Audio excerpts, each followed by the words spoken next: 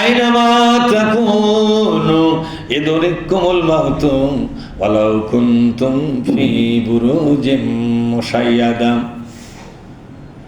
তোমরা যেখানেই থাকো না কেন, এমনকি আকাশে উড়ান্ত বিমানের মধ্যেও যদি থাকো, সেখানে আমার মালাকুল মউত পৌঁছে যাবে কিনা জোরে কোন?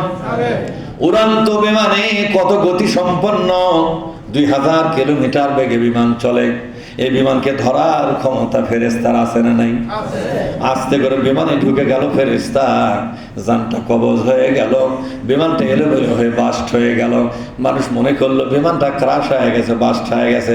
বাস্ট তো এমনি হয়নি, পাইলটটা যে আগেই মারা গেছে, ঠিক না? পাইলট মারা যায়, যাত্রী মারা যায় মহাশূন্যের ভিতরে, পাহাড়ে পর্বতে জঙ্গলে হাসপাতালের বেডে যেখানেই থাকেন না কেন, আল্লাহ বলছেন আইনামা, বলেন আইনামা তাকুনু ইদরিকুমুল মাউত। তোমরা যেখানেই থাকো মরণ তোমাদের ধরবে। ওয়ালাউ কুনতুম ফি বুরুজিম মুশাইয়াদা, কোন পাহাড় পরিবেষ্টিত, কোন পাহাড়ের গুহার ভিতরে যদি থাকো, সেখানেও আমার মালাকুল মউত যাবে কিনা জোরে কোন? মালাকুল মউত যাবে। এজন্য আল্লাহ বলছেন শোনো, মরণ হলে কারো দোষ দিয়া লাভ নাই। দুনিয়ার ডাক্তার মানুষের মরণের চিকিৎসা করে না, মানুষের দেহের চিকিৎসা করে কিনা জোরে কোন? ডাক্তার করে দেহের চিকিৎসা, রুহের চিকিৎসার কোনো ডাক্তার দুনিয়াতে নাই। রুহু আসে ডাক্তার ছাড়া, রুহু চলে যাবে ডাক্তার ছাড়া। ডাক্তার আপনার দেহে, আপনার রুহের কোনো ডাক্তার নাই। রুহু আসা এবং যাওয়া কার হুকুমে?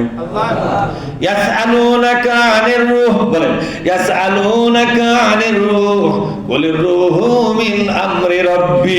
জোরে আল্লাহু আকবার। ওয়া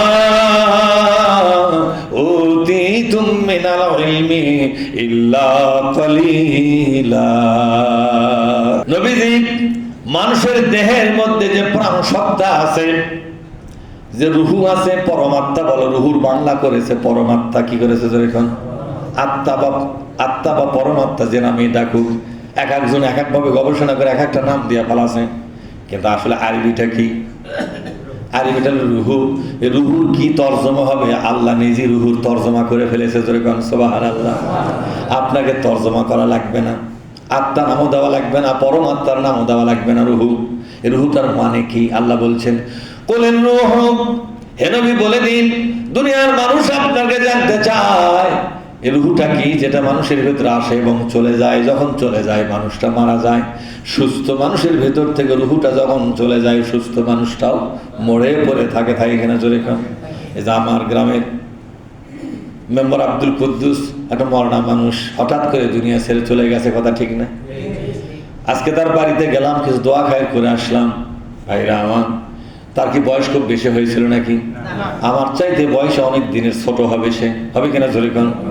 এই ছোট বয়সের মানুষটা দুনিয়া থেকে চলে গেল। থাকলো তার একটা মেয়ে, থাকলো তার একটা ছেলে, এতিম হয়ে গেল তারা। থাকলো তার একটা বিধবা স্ত্রী, স্বামীহীন হয়ে গেল।